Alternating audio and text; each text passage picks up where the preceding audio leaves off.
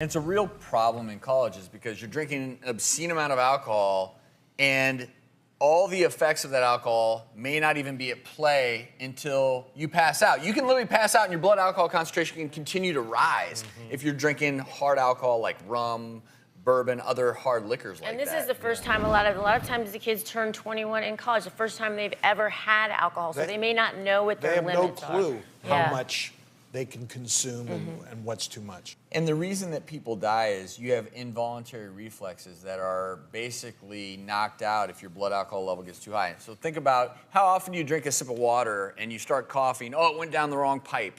Well, if your blood alcohol level goes beyond a certain point, that gag reflex no longer works, and so you can asphyxiate in your sleep and die.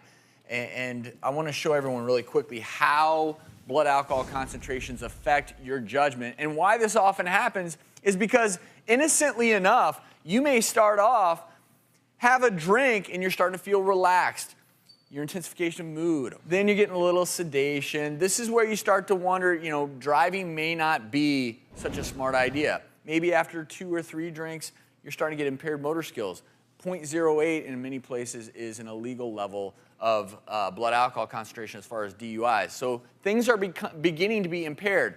Not really dangerous yet, but I want everyone to focus on this. Significantly impaired judgment. Significantly impaired judgment. You know what that often means? I'm gonna keep on drinking. This liquor, it's not touching me. Often happens in college kids.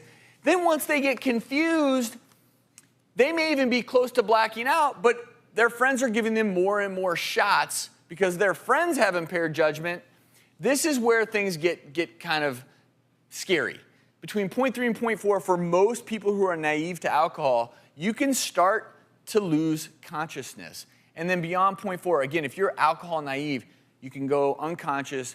That's how you die. Now, what's crazy is I have seen full-blown alcoholics walking around the ER with levels of 0.4 plus because they're so used to having that much in their system.